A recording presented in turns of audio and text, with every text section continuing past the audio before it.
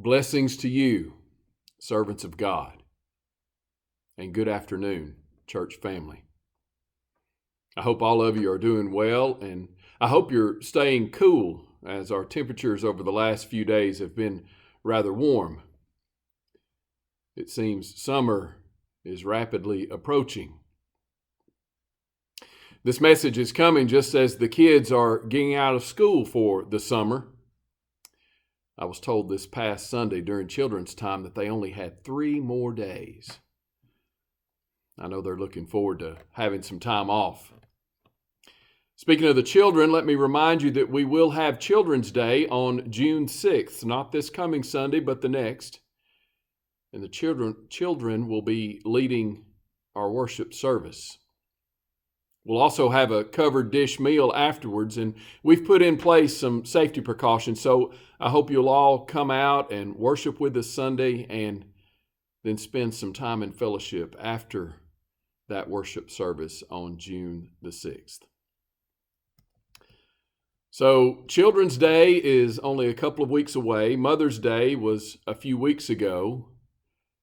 That was followed by Ascension Sunday. And then this past Sunday, we celebrated Pentecost. And this coming Sunday, the Sunday immediately following Pentecost, is Trinity Sunday. One of our lectionary readings for Trinity Sunday is Isaiah chapter 6, verses 1 through 8. Our devotional today comes from the Reverend Dan Dickey, who writes about Isaiah's vision. The story of Isaiah's vision of God's presence is so compelling because it's so honest. In the presence of God's majesty, one can only imagine how inadequate and unholy one might feel. Although it is an unusual phrase, we can immediately relate to Isaiah's cry, "I am a man of unclean lips, and I live among the people of unclean lips." In the presence of purity and holiness and grace and light, it isn't hard to imagine every unkind, every inappropriate, every insulting word a person has ever spoken coming back to their mind in an instant. Unclean lips is a phrase that covers a wide variety of behaviors.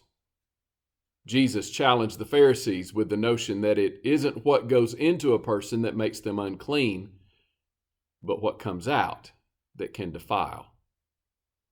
Insults, rumors, gossip, lies, unkind comments, thoughtless remarks, and put-downs all qualify. So to making promises we don't keep, telling others what we think they want to hear, making excuses and blaming others. Of course, there's cussing, there's name-calling, there's taunting, but it's hoped that we keep these activities to a minimum. In big and small ways, we are people of unclean lips, as well as unclean thoughts, and not always sparkling behaviors. Now, the scriptural solution seems extreme. So, short of a cleansing fire, how can we become a people of clean lips? How can we become guilt-free, sin-free, redeemed, and renewed?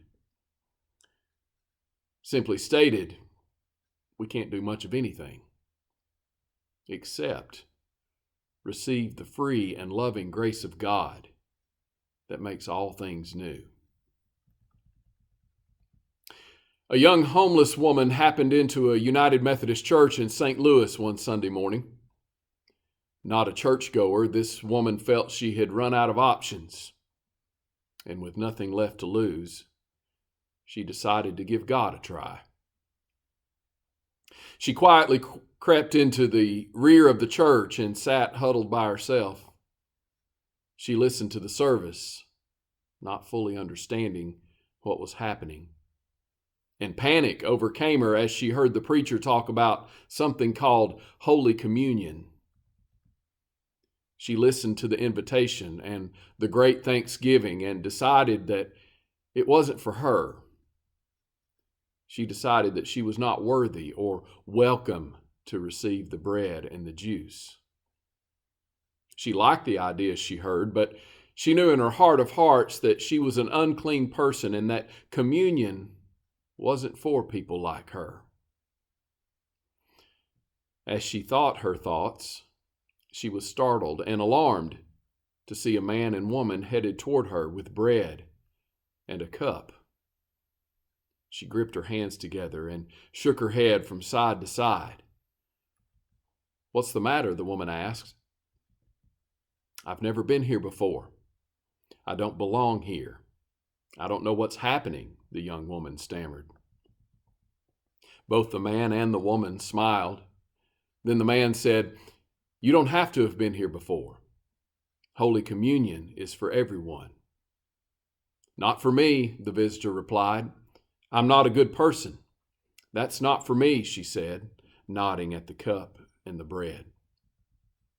"This is especially for you," the woman said. "No one here deserves it. It is a gift to us from God. Communion, Holy Communion, makes you ready to feel God's love." The young woman sat with tears in her eyes, speechless. Still clutching her hands together in front of her, she clenched her eyes shut and opened her mouth. The woman dipped a piece of the bread in the cup and placed it in the woman's mouth. As the sweetness of the juice and the rich flavor of the bread mingled on her tongue, the young woman broke down, sobbing, saying, "Thank you,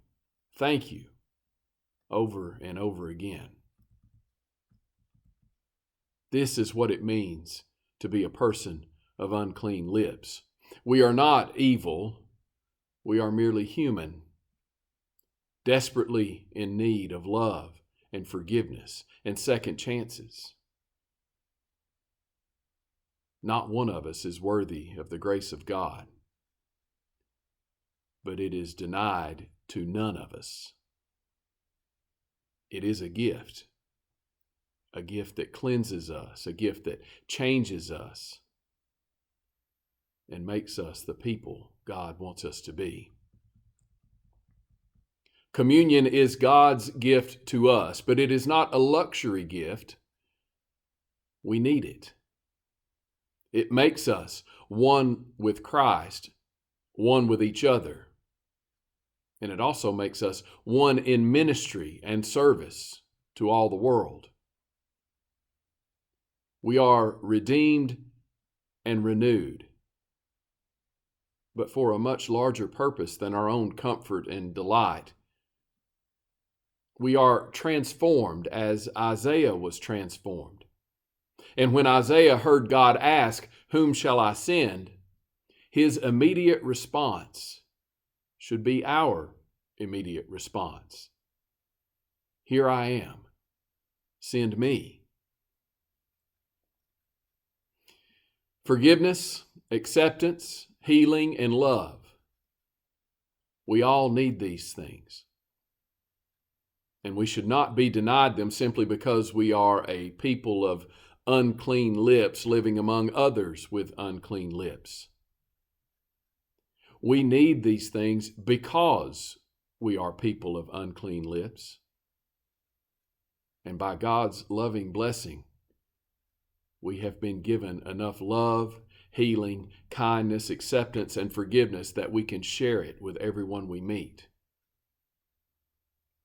We offer nothing of lasting value if we waste our time judging who is worthy and who is not.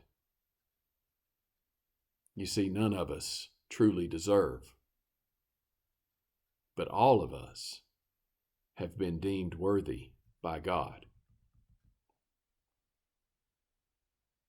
So let us always be thankful that we serve the one true God, the one who is so generous to shower us with his grace.